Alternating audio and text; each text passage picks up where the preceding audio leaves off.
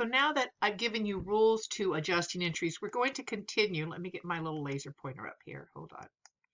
We're going to continue. Prepaid insurance. So prepaid insurance is when I pay for insurance for the whole year ahead of time. And as I use it, I have to recognize the expense. So I paid $200 for an 8-month policy. The first thing you really need to understand is how much per month. $200 divided by 8 is going to be $25 a month. So the first thing you have to calculate is how much per month. So when I paid for it, here's my journal entry. Now this is not an adjusting entry. Here's what happened when I paid for it. Okay, and now that June's over, we need to figure out how much per month. And so we do the math. And yep, it's $25 per month. And so I'm going to have to adjust off $25 per month because that's actually how much has actually expired. So my credit will be to prepaid insurance and my debit will be to insurance expense. And now I've got $175 left in my prepaid, which represents 7 months worth of insurance. So this is kind of how this particular adjusting entry, there are only a handful of adjusting entries. They're always going to be the same. Let me show you what they look like on ledger accounts. So here's the general journal for each of the two things we did. So this is where I journalized it. And here's where I'm actually plugging it into the ledger accounts.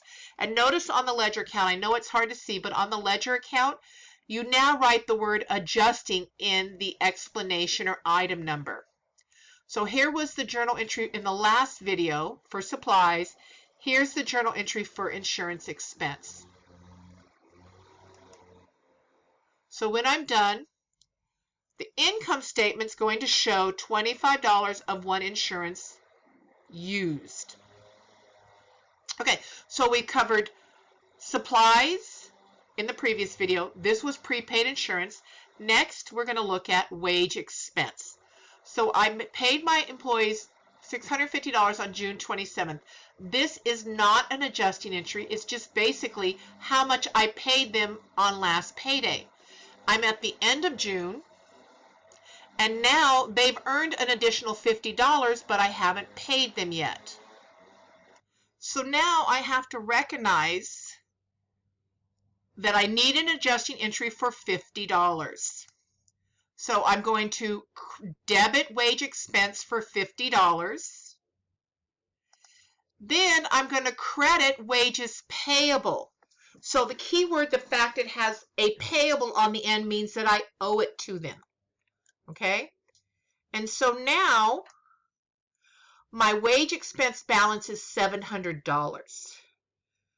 But 50 of it has not been paid. It will be paid on the very first payday in the next period. Okay, so this is just for the month of June. And it tells you here. So basically this is so far 3 of the adjusting entries. Next we're going to look at what we call depreciation. We're going to look at the historical cost principle. When I buy an asset, it remains on my books at what I actually pay for it. Actually, guys, let's back up. I'm going to stop here with this video. This was for prepaid, adjusting entries of prepaid assets and wages expense.